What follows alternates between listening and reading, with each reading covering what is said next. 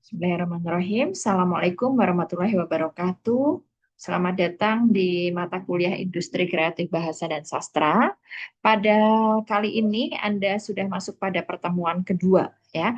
Pada pertemuan yang lalu kita sudah melaksanakan kontrak kuliah yang meliputi hal-hal apa saja yang kita sepakati selama menempuh mata kuliah Industri Kreatif Bahasa dan Sastra. Sekaligus agenda-agenda perkuliahan yang akan kita lakukan selama 16 kali pertemuan. Nah, rekan-rekan, pada pertemuan kedua ini kita akan membahas mengenai kategori dan perkembangan industri kreatif bahasa dan sastra. Nah, ini juga akan memberikan gambaran bagi teman-teman terkait bagaimana sih sebenarnya potensi bahasa dan sastra sebagai industri kreatif. Kalau kita membahas tentang industri kreatif, itu memang tidak jauh-jauh dari sebuah konsep besar yang bernama ekonomi kreatif. Saya juga sudah menjelaskan ya pada pertemuan yang lalu bahwa pada saat ini ya Anda sebagai mahasiswa di Prodi Sastra Indonesia ada yang eh, konsentrasi linguistik, ada yang konsentrasi sastra begitu dan kebetulan kelas Anda adalah konsentrasi sastra. Kemarin kita sudah membahas ya bahwa dari disiplin ilmu kita perlu menyeberang untuk bertahan gitu ya. Apa yang dimaksud menyeberang? Maka kita perlu menggait keilmuan yang lain, bergabung dengan keilmuan yang lain, berkolaborasi dengan keilmuan yang lain. Dan dalam konteks mata kuliah industri kreatif bahasa dan sastra, kita mau tidak mau harus banyak belajar mengenai apa yang dimaksud dengan ekonomi ya, yang di dalamnya mencakup konteks industri begitu ya. Jadi ekonomi kreatif itu merupakan sebuah konsep yang sangat luas, yang mana di dalamnya itu ada yang dinamakan industri kreatif. Jadi singkatnya industri kreatif merupakan bagian dari ekonomi kreatif. Kalau kita membahas mengenai industri ya, maka pada konteks industri kreatif ini sebenarnya ada dua konsep besar. Yang pertama industri, yang kedua adalah kreatif. Maka kita bisa mengatakan bahwa industri kreatif adalah sektor ekonomi yang mengandalkan kreativitas, keterampilan, dan ide sebagai sumber daya utama.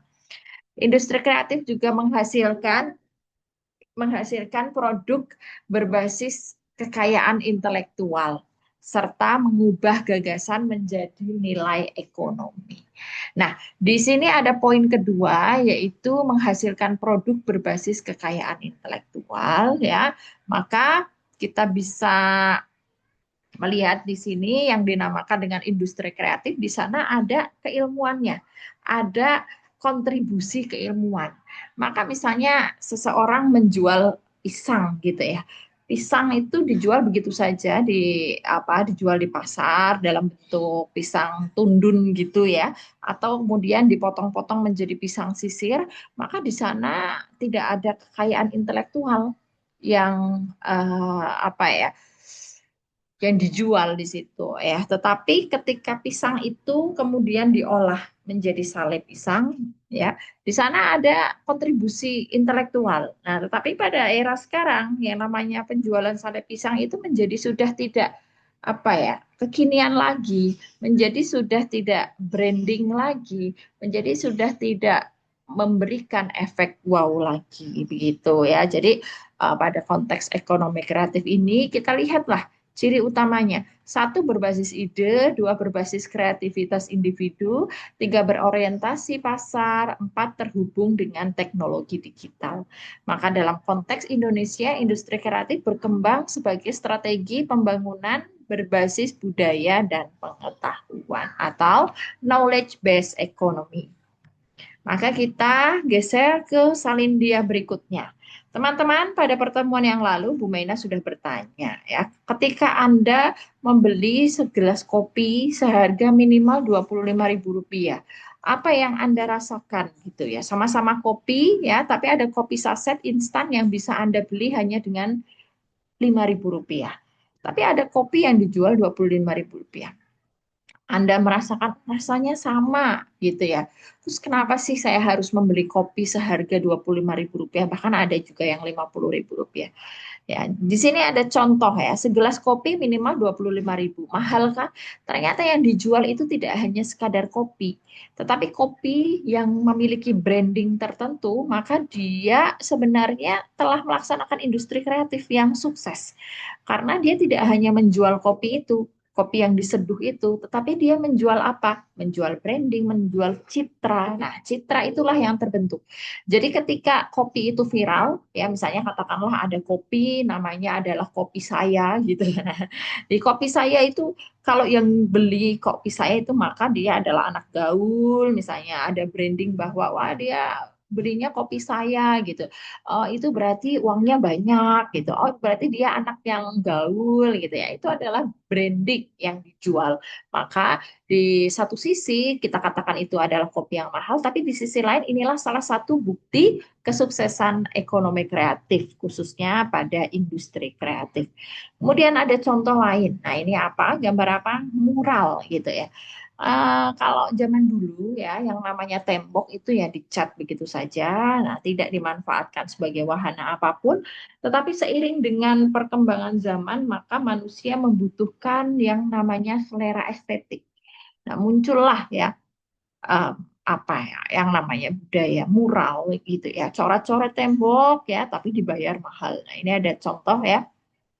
Seni mural itu saat ini menjadi cukup populer di masyarakat. Ya, inilah sebenarnya kesuksesan dari industri kreatif khususnya di bidang seni ya. Lebih spesifiknya adalah seni rupa. Nah, tembok itu tidak hanya berfungsi sebagai bangunan ya atau sebagai sebuah konstruksi, tetapi dia menambah fungsi sebagai media estetik. Ya, tembok dikatakan wah ini kosong. Nah, ini padahal misalnya tembok ya, temboknya itu ada di lingkungan yang sangat strategis, yang mana banyak orang yang lewat di situ. Wah, sebenarnya tembok ini berpotensi tuh sebagai apa? Wahana iklan gitu ya.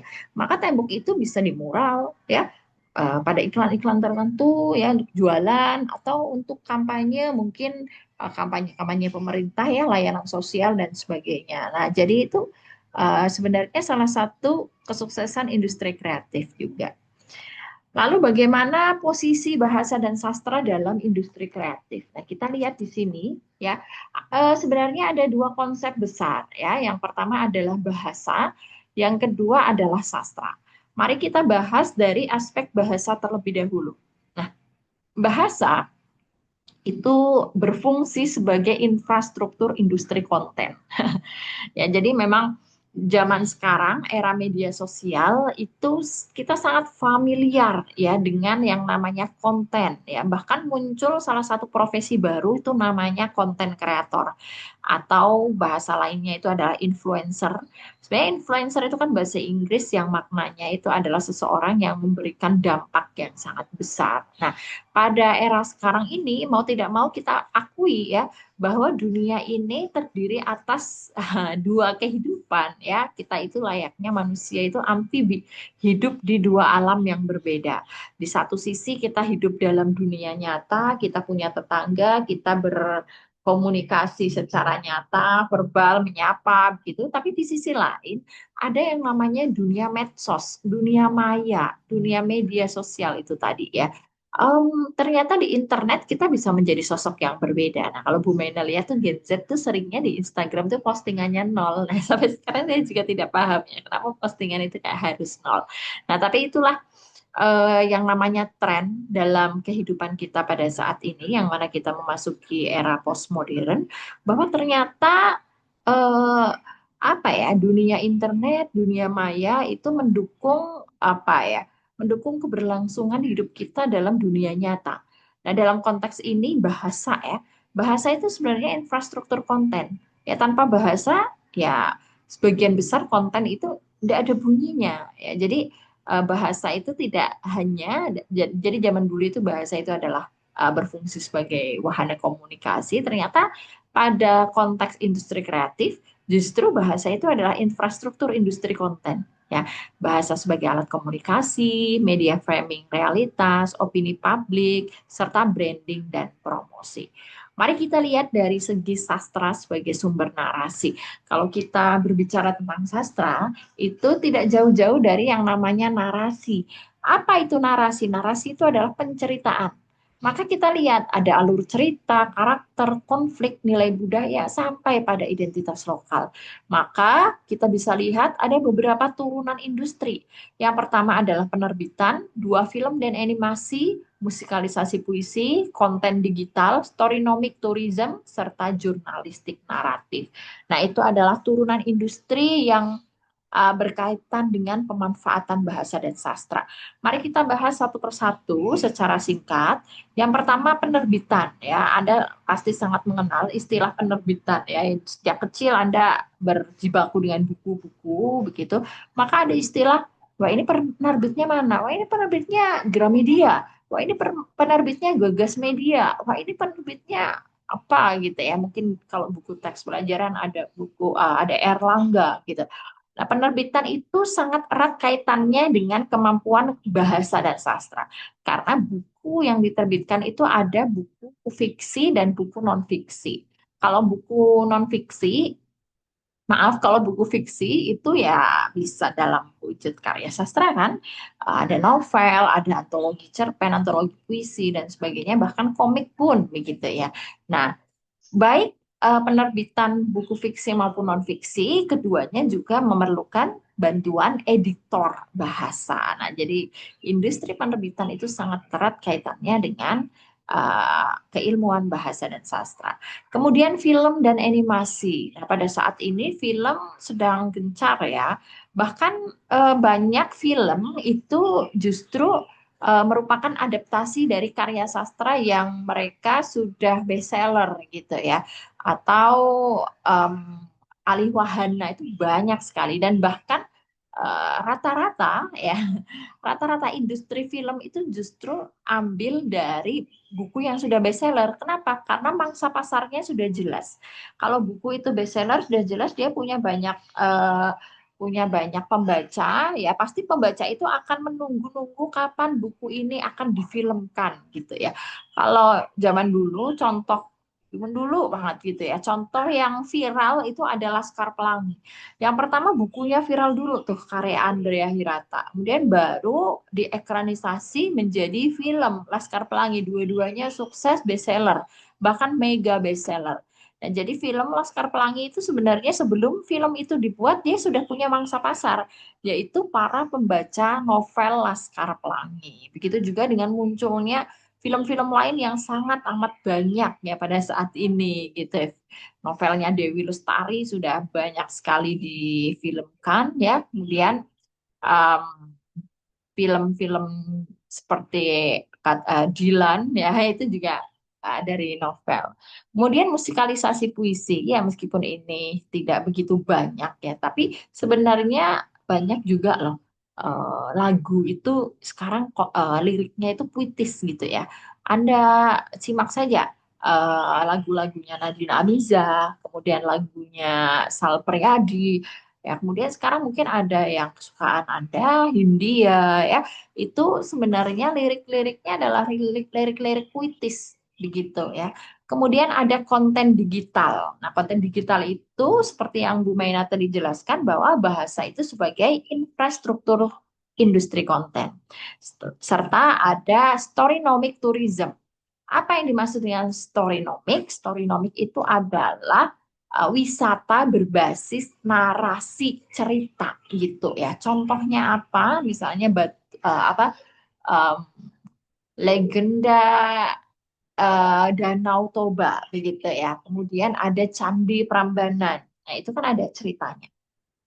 Kemudian ada jurnalistik naratif, jurnalistik yang bercerita di sana um, um, jurnalistik disajikan ya dengan cara penceritaan yang runtut. Kemudian kita lihat pada salindia berikutnya ya. Di sini ada kategori industri kreatif bahasa dan sastra. Satu penerbitan dan perbukuan, ya ada novel, kemudian cerpen, puisi, ada tenlit begitu ya. Ada buku nonfiksi populer, ada e-book dan self publishing serta audiobook. Kemudian adaptasi sastra ke media, ada novel jadi film, cerita rakyat jadi animasi, puisi dimusikalisasi, sastra, kemudian ada yang namanya web series ya. Bahkan Anda um, banyak ya yang film itu bahkan mereka terinspirasi juga dari web series. Kemudian ada yang nomor tiga adalah tradisi lisan dan sastra lokal, contoh folklore, legenda daerah, festival budaya, dan produk wisata berbasis cerita. Empat, sastra digital, ada web novel, webpad, pentigraf. Pentigraf itu karya sastra yang sangat singkat, itu seperti 2 sampai 3 paragraf atau kalimat saja. Kemudian AI assisted writing ya. Jadi itu juga menjadi salah satu potensi industri kreatif berbasis bahasa dan sastra. Kemudian lima, ada jurnalistik. Ini masih media konvensional. Contohnya ada media cetak, koran, majalah, media penyiaran, radio, televisi, jurnalistik investigasi, feature, dan jurnalisme naratif. Serta ada juga yang keenam adalah jurnalistik digital media sosial. Ada media online, portal berita, YouTube, podcast, Instagram, dan TikTok News. Kemudian mari kita bahas satu-satu. Yang pertama adalah tradisi lisan sebagai industri kreatif. Ya, kita mengenal ya ada beberapa tradisi lisan ya, misalnya uh, ada cerita rakyat ya, kemudian cerita rakyat itu ada pula yang legenda begitu. Maka sebenarnya cerita rakyat dalam konteks ini, contohnya cerita rakyat itu bisa ditransformasi menjadi film animasi, festival budaya, wisata tematik, serta produk merchandise. Misalnya dibuat ada mug, ada baju, gantungan kunci ya. Kalau teman-teman pergi ke misalnya Danau Toba gitu ya di Sumatera Utara, maka teman-teman melihat bahwa Danau Toba itu bukanlah sekadar tempat wisata, ada danau besar dengan pemandangan yang indah, tapi di dalamnya menyimpan cerita gitu. Nah, itu adalah storynomic gitu, storynomic tourism. Di sisi lain, Anda ke Candi Prambanan, itu juga ada ceritanya. Anda ke Baturaden daerah Banyumas, itu juga ada cerita rakyatnya yang menceritakan tentang Batur dan Raden yang mereka menikah, atau pelayan dan ratu yang mereka menikah. Nah, apa dampaknya? Ada penguatan identitas lokal, pemberdayaan komunitas, pelestarian budaya, dan peningkatan ekonomi daerah. Tradisi lisan ternyata tidak sekadar warisan budaya, tetapi saat ini sudah menambah fungsinya sebagai aset ekonomi kreatif. Kemudian yang kedua, sastra dan industri kreatif. Nah, sastra itu saat ini menjadi komoditas melalui apa? Satu, hak cipta dan royalti, adaptasi lintas media, branding budaya, serta kolaborasi dengan industri film dan digital. Contohnya ada novel bestseller, kemudian diekranisasi menjadi film box office. Kemudian puisi viral akhirnya menjadi konten TikTok, serta cerita rakyat menjadi paket wisata edukatif. Nah, sastra kini tidak hanya dinilai dari estetika, tapi juga dilihat dari nilai pasarnya. Kemudian yang ketiga ada jurnalistik sebagai industri kreatif ya.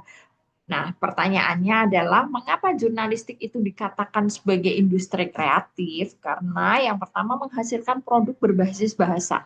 Dua, mengolah fakta menjadi narasi informatif. Tiga, memerlukan kreativitas dalam penyajiannya.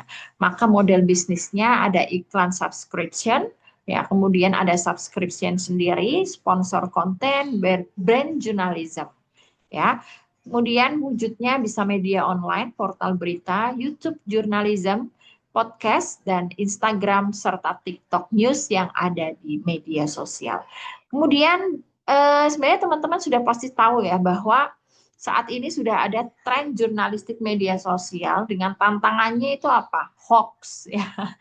Jadi kalau teman-teman membuka Instagram, YouTube, X ya, sekarang sudah bukan Twitter lagi, Facebook ya, bahkan TikTok ya. Sekarang kita sangat cepat dalam mengakses berita. Kalau zaman dulu ya, ketika saya masih kuliah ya, sekitaran tahun 2010-an, saya banyak mencari informasi itu melalui detik.com. Katanya itu berita dalam hitungan detik sudah ada di detik.com. Nah, tapi kalau sekarang ya justru detik.com itu ya kalah cepat. Kalah cepat dengan apa? Dengan berita yang ada di media sosial. Ya, bahkan apapun semua yang ada di media sosial. Kita mencari informasi dengan jari kita. dengan sangat cepat karena kita sebagai orang biasa, kita bukan jurnalis, kita pun menginformasikan gitu kan. Nah, oleh sebab itu sebenarnya media sosial itu juga bisa menjadi salah satu wahana potensi jurnalistik, yaitu jurnalistik media sosial atau berita dalam format pendek, visual dominan, interaktif, dan algoritma sebenarnya menentukan jangkauan ya. Teman-teman juga tahu ya algoritma, kalau kita banyak-banyak. Algoritma itu adalah um, kecenderungan ya, kecenderungan kita ya dalam mengakses di apa ponsel ya, di apa mengakses berita, informasi apapun ya. um, Kesukaannya kita itu semuanya terekam dalam algoritma gitu. Karakteristiknya apa? Beritanya pendek, visualnya dominan, bisa berupa video ataupun infografik. Nah, infografik ini ya, sekarang orang-orang tuh udah males baca banyak gitu ya. Tapi mereka lihat dari apa? Dari infografik gitu. Kemudian interaktif ya, ada komen, share, like ya. Jadi kadang-kadang saya juga kalau lihat berita, konten gitu, keasikan lihat apa? Komentar gitu ya. Bahkan informasi lebih mendalam itu kita bisa cari dari komentar yang ada di netizen itu. Makanya tantangannya itu sebenarnya adalah hoax. Kemudian fenomena baru ada citizen journalism, viral journalism, influencer sebagai penyampai berita, serta clickbait ekonomi. Nah, kalau teman-teman melihat peluang masa depan ya, potensi bahasa dan sastra, di sini saya petakan ada 6. Yang pertama adalah storynomic tourism, yaitu mengembangkan pariwisata berbasis cerita lokal, legenda, narasi budaya, sehingga pengalaman wisata menjadi bermakna dan bernilai ekonomi tinggi. Dua, ada sastra interaktif digital, yaitu karya sastra yang memungkinkan pembaca berinteraksi langsung melalui pilihan alur cerita, multimedia, gamifikasi, melalui platform digital. Kemudian ada AI, Assisted Journalism, sebagai pemanfaatan kecerdasan buatan dalam proses jurnalistik, seperti analisis data, penulisan draft berita cepat, dan personalisasi konten. Kemudian ada data-driven storytelling, yaitu penyajian berita dan narasi berbasis data statistik yang divisualisasikan dalam bentuk grafik, infografik, grafik, dan media interaktif, serta ada ekspor konten budaya Indonesia, yaitu distribusi karya sastra, film, animasi, dan konten digital Indonesia ke pasar global sebagai bagian dari diplomasi budaya dan ekonomi kreatif.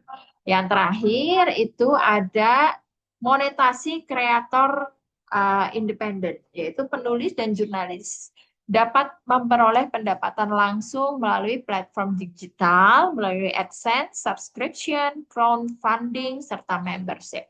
Nah, pada salindia berikutnya kita akan bahas satu-satu ya istilah ini. Yang pertama ada AdSense, ya sumber pendapatannya itu ada di iklan digital. Cara kerjanya dibayar dari jumlah tayangan atau klik iklan. Teman-teman tahu kan apa yang namanya clickbait? Ya, jadi clickbait itu adalah berita dengan apa ya judul yang bombastis, judul yang hiperbol sehingga kita tertarik buat ngeklik gitu. Padahal sekali klik itu dia dapat AdSense, ya dapat apa uang dari sana, ya gitu, ya. Kemudian ada subscription, itu adalah biaya berlangganan rutin. Audiens membayar akses konten premium, ya bahkan sekarang di artis pun di Instagram itu juga ada layanan eksklusif buat story kan. Nah sebenarnya itu adalah kita subscribe gitu kan. Kita merasa eksklusif di sana untuk memperoleh informasi-informasi terbaru. Kemudian ada crowdfunding, yaitu donasi publik, ya penggalangan dana atau untuk proyek tertentu, cocok untuk proyek independen. Nah, ini crowdfunding itu lebih ke apa ya, hal-hal yang bersifat sosial. Kemudian ada membership, atau keanggotaan berjenjang. Audiens menjadi anggota dengan benefit khusus, membangun komunitas loyal, perlu interaksi aktif dan konsisten. Jadi kalau subscription itu kita biaya berlangganan rutin, sedangkan membership itu ada jenjangnya, ya. Teman-teman, Anda ada proyek ya, proyek sederhana. Setelah melihat tayangan ini, maka Bu Maina akan menampilkan ini ada, oke, saya stop share dulu. Ini ada lembar kerja ya, lembar kerja yang bisa Anda kerjakan ya. Yaitu analisis peluang dan tantangan bisnis bahasa dan sastra ya. ketentuan, jawaban singkat dan jelas, 1 sampai 2 paragraf per bagian, jangan panjang-panjang. Oleh sebab itu, jumlah halaman keseluruhan tuh hanya 1 sampai 2 halaman saja dan boleh menggunakan contoh nyata. Jadi yang pertama Anda memilih bidang yang akan dianalisis. Ada beberapa bidang ya yang kesukaan Anda ya, Anda juga bisa tulis lainnya. Kemudian silakan Anda jawab pertanyaan-pertanyaan berikut, analisis peluang, peluang bisnis dari bidang tersebut, siapa target pasarnya, bagaimana cara menghasilkan uang atau monetasi, serta apa saja tantangannya dan kesimpulan menurut Anda. Begitu ya, tugas ini akan saya bagikan di Elena dan jangan lupa untuk mengunggah hasil pekerjaan Anda untuk kita bahas pada pekan yang akan datang. Sekian penjelasan dari saya. Wassalamualaikum warahmatullahi wabarakatuh.